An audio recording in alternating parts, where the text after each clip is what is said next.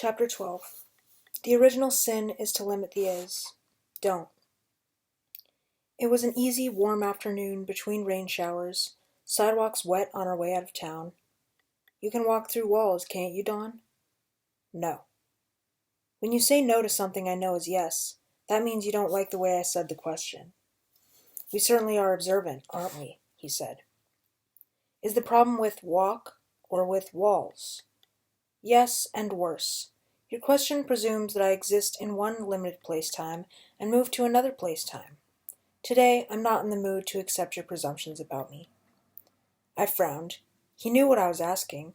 Why didn't he just answer me straight and let me get on to finding out how he does these things? That's my little way of helping you be precise in your thinking, he said mildly. Okay, you can make it appear that you can walk through walls if you want. Is that a better question? Yes, better. But if you want to be precise, don't tell me. I know how to say what I mean. Here is my question. How is it that you can move the illusion of a limited sense of identity, expressed in this belief of a space-time continuum as your body, through the illusion of material restriction that is called a wall? Well done, he said. When you ask the question properly, it answers itself, doesn't it? No, the question hasn't answered itself. How do you walk through walls? Richard, you had it nearly right and then blew it all to pieces. I cannot walk through walls. When you say that, you are assuming things I don't assume at all, and if I do assume them, the answer is, I can't. But it's so hard to put everything so precisely, Dawn. Don't you know what I mean? So, just because something is hard, you don't try to do it? Walking was hard at first, but you practiced at it and now you made it look easy. I sighed. Yeah, okay, forget the question. I'll forget it. My question is, can you? He looked at me as though he hadn't a care in the world. So, you're saying that body is illusion and wall is illusion, but identity is real, and that can't be hemmed by illusions? I'm not saying that. You're saying that. But it's true. Naturally, he said. How do you do it? Richard, you don't do anything. You see it done already, and it is. Gee, that sounds easy. It's like walking. You wonder how it ever came hard for you to learn. Dawn, walking through walls, it isn't hard for me now. It is impossible. Do you think that maybe if you say impossible over and over again 1,000 times, that suddenly hard things will come easy for you? I'm sorry. It is possible, and I'll do it when it's right for me to do it. He walks on water, folks, and he is discouraged because he doesn't walk through walls. But that was easy, and this... Argue for your limitations, and you get to keep them, he sang. Did you not, a week ago, swim in the earth itself? I did that.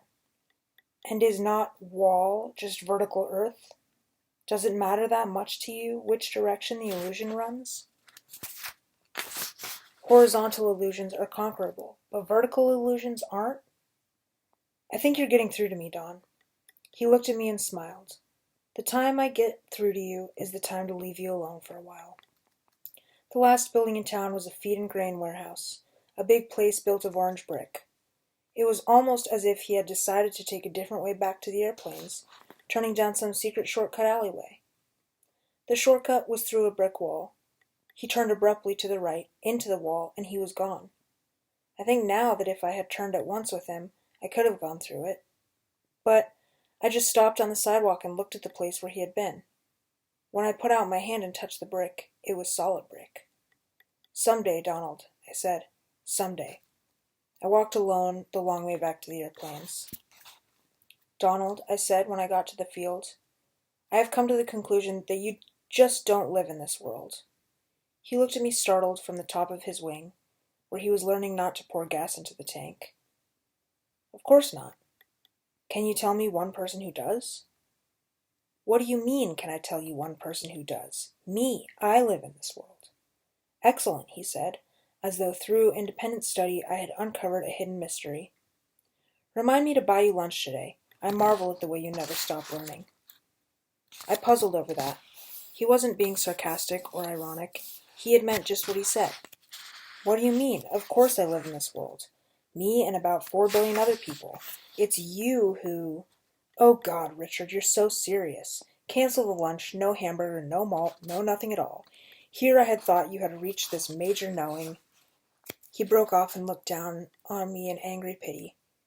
You're sure of that? You live in the same world, do you, as a stockbroker, shall we say?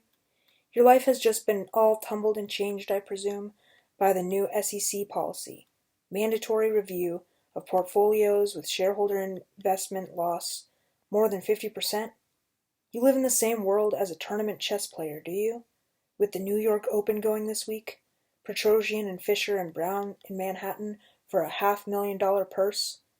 What are you doing in a hayfield in Maitland, Ohio? You with your 1929 Fleet biplane landed on a farm field, with your major life priorities farmers' permission, people who want 10-minute airplane rides, Kenner aircraft engine maintenance, and mortal fear of hailstorms. How many people do you think live in your world? You say 4 billion people live in your world.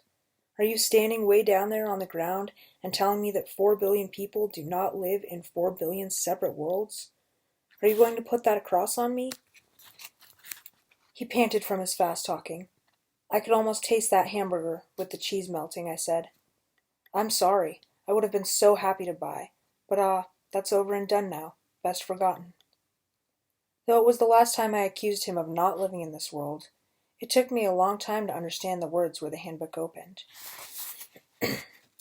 If you will practice being fictional for a while, you will understand that fictional characters are sometimes more real than people with bodies and heartbeats.